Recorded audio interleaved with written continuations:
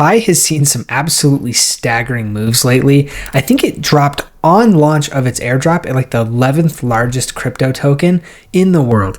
That is some crazy numbers on an airdrop. I don't know that we've ever seen anything really like that before.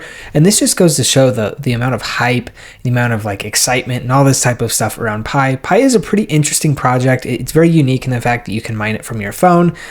So that is kind of a little bit of a unique and interesting thing. Also, since it's been running for so long, I do think people have built up some pretty interesting and pretty like compelling Pi bags. And so when we saw this airdrop come through, there was, I think, a lot of people that made a lot of money, and I think it's still going, and I think there's a lot, and it's going to continue to still going, or continue to still keep going, because there's a lot of people who are very interested in what could be next, right? I mean, we haven't seen a Binance listing. I think we might be seeing one here soon. We'll go into that here in a second. But there's a lot of other things that I think we could be seeing coming through. We're also going to talk about what would it look like if Pi were to hit $100. Is that possible? Is that reasonable? How would that look? A lot of that type of stuff. So anyway, let's go on ahead. We'll dive right in. First off, we'll take a look at kind of the overall wider market and see that Pi is actually down 5.2% on the day. Not too bad compared to kind of the rest of the market. We can see the market overall is probably down about 6 to 8% if I had to just kind of take a quick eyeball average here, and Pi only down about 5%. So that's pretty good overall. We can see down 25% on the week. This potentially a little bit of an interesting pullback if you might be looking to get more into Pi. We'll take a look at a little bit more detailed price chart here in a little bit, but I think Pi did hit close to $3 at its top. So down a little bit over 50, or I guess not 50%, a little bit under 50% since its all-time highs. So if you are looking and you are bullish on Pi long term, potentially a pretty interesting place to get involved. So let's take a quick look at the Pi network, kind of with some of the stats and all that type that we've seen. We'll go off of market cap. So we can see it launched at about $1.84. We're actually right almost exactly at where it launched at. We could see it dipped a bit right at the very beginning down to about 60 cents ish, and then it ran all the way up to a high of just shy of $3. So some really impressive moves coming out of Pi. Obviously a lot of people really interested in what's been going on there. If we do look, we can see a market cap of about 12.7 billion. It is the 12th largest coin currently, which is very impressive. I mean, this is, I would say, unprecedented. Usually airdrops happen. If they do successfully, they're probably within the top 50 best case. Usually I would say probably maybe top 100 more normally. And then we kind of see them make runs up from there, and people see some pretty impressive gains. But right now, I mean, people have made some pretty impressive gains right out of the gate. I mean, this is a very impressive market cap for Pi overall. I mean, this is yeah, I don't know that we've really ever seen something like that. And so if we do look at the chart, obviously we could see a really quick run up. Again, this is not fully listed, or the full history is not listed here. This is just on BTCC. This is when BTCC listed them. We can see that really quick run up. Like I said, actually it does look like the high, oh no, the high was $2.99, $2.99.5. So really close, not quite hitting that $3 mark, but getting oh so close. Pretty impressive though. Obviously we have seen a decent chunk of a pullback there. We are seeing a little bit of like some consolidation forming. Hard to say exactly for sure. If we'll see another breakout, what'll happen there. But there is definitely a bunch of volume, a lot of interest, a lot of movement, people feeling really good kind of about Pi overall. If you are interested in trading Pi, it's pretty easy to do so if you are wanting to use BTCC. Obviously, it has not been listed on Binance yet, so people are kind of looking for places to trade. Let's say we want to go do like some 10x leverage play on Pi. We'll just do, best bid price is fine. We'll go long because we're bullish on Pi. And then let's just do like 1,000 Pi. You can see here it's $180 of margin being used, but I'm trading on a position of $1,800. So we'll open a quick long here. We can see, and it's done. So we can see, obviously, we've got our Ondo trade here. I've been doing some pretty low leverage swings over the past little while. We can see my SUI and Bitcoin positions down a little bit, not too much. Then we can see Ondo up about 20.5% or 21.5% here.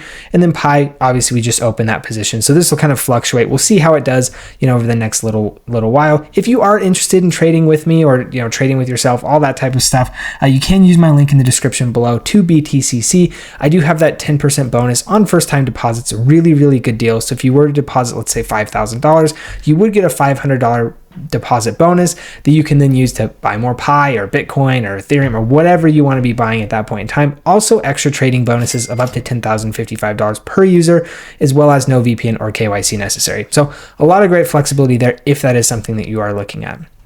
Now, going back, I want to take a quick look at the pie chart here, and we can see what we're going on with various markets here. So we can see Gate.io, we've got BitGet, we've got OKX, we've got MEXC. These are kind of the biggest ones here.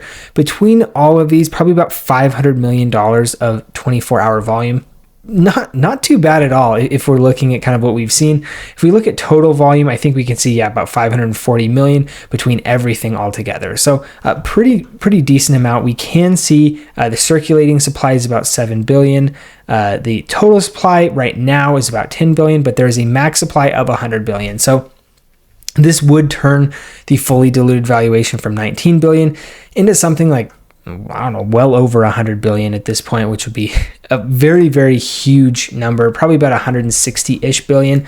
So definitely a very, very large fully diluted market cap. I know that there's a lot of stuff going on with people claiming, and those claims potentially timing out at some point. So there is not a guarantee that all of this supply will come into place, but we do need to kind of keep aware of that and a lot of that type of stuff. If we do look at the Pi account, we can see obviously, very, very huge amounts of interaction going on here. So we can see that from like a social perspective and a general just interest perspective in the Pi network, we can see it's very, very much there. There's a lot of people who are super interested and people are following it very closely. And so I think with what we've seen going on from, the really, really successful Pi drop or the airdrop to the really, really successful trading volume and the continuation of this is just massive amounts of engagement and interaction in Pi coin on the X or on their X account with almost 4 million followers. So this is really impressive and something definitely that is noteworthy. So I want to go over a couple of quick things here. The first one is, when do we see a Binance listing? Do we see a Binance listing? A lot of that type of stuff. I think the thing that's most important to understand here with Binance is that they want to make money, right? They make money on trading fees. And so if there's a ton of volume going on a particular coin like Pi, there's a ton of interest, a lot of that type of stuff, it's definitely going to catch the eyes of the big guys. Think Binance, think Coinbase, think Bybit, think some of these, larger places. They will be listing it eventually. Hard to say exactly for sure when, but I think just kind of given the interest, given the price action, given the movement, given all the things that we have seen out of the Pi network, I think it's very, very likely that we do potentially see a listing on Binance. Now be careful, because usually with super, super hyped coins like this, when we do see listings, we just need to be careful, because sometimes they can be sell the news events. Usually kind of some of the lower under the radar coins, you can get away with kind of, buying before a listing, but something that is as hyped up and is anticipated as the Pi network and Pi coin, sometimes it can be a little bit of a sell the news event. So don't go into it expecting, a pump happening if there is a Binance listing.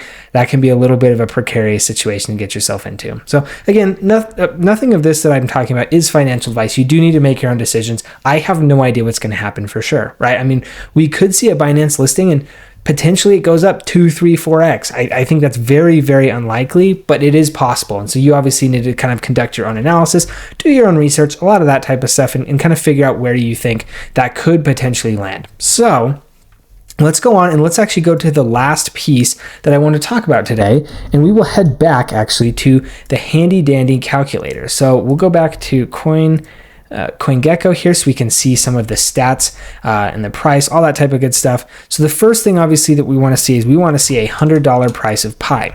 So what would that be from current prices at $1.81? That would be just over a 55x for us to hit $100 per coin for Pi. Obviously some really, really nice returns. That would mean every $1,000 that you invest would turn into about $55,248. So obviously some amazing returns going on there. But now let's look at kind of what this could potentially look like with regards to market cap. With regards to market cap, we are at 12.7 billion right now. So that would multiply that by 0.86 That would put us at a $705 billion market cap. And again, this is only the 7 billion that are circulating here. If we were to go and take this by 100 billion, so we got to go do another math equation. We're going to basically take the total by the current circulating, and then we're going to have to then take, so that's 14x. We now need to multiply that by the 700 million here. So we'll do times, I think I can just kind of click, no, I cannot click that number, dang. 705, 198, 150, 994. All right, so what we would see, again, this is assuming we get fully diluted here on the max supply. Again, that is not necessarily guaranteed. Currently, we do only have the circulating supply with a total supply at about 10 billion. So again, this could potentially be even about 10% of this number, which again, we'll discuss that here in a second. We can see that if this were to come to pass, we would see this is a $9.9 trillion market cap for Pi Network to hit $100 per coin fully diluted.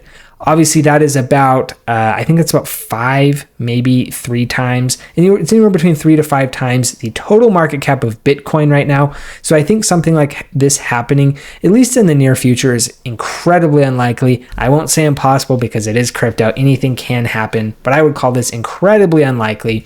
Now, again, some of you might be saying, oh, well, maybe most of the max supply will get burnt because there's not all the claims are going to go through, a lot of that type of stuff. And let's just stick with the total supply that we know is going to come into circulation at some point in time. So let's go and we can divide this by, we'll say 10. It's going to be a little bit less than 10, but let's just say 10. We can see this would get us just shy of $1 trillion market cap if we were to essentially map it to total supply. Again, that's a very, very large market cap. This is anywhere between 2 to 3 times Ethereum's market cap and about half. Let me just look at Bitcoin real quick. I feel like I should know this already, but yeah, it's 1.7. So let's just round up to 2 trillion. At 1 trillion, this would be about half of Bitcoin's market cap, and it would by far be the largest coin. It would essentially actually be larger than Ethereum, XRP, Tether, BNB, Solana, and USDC combined.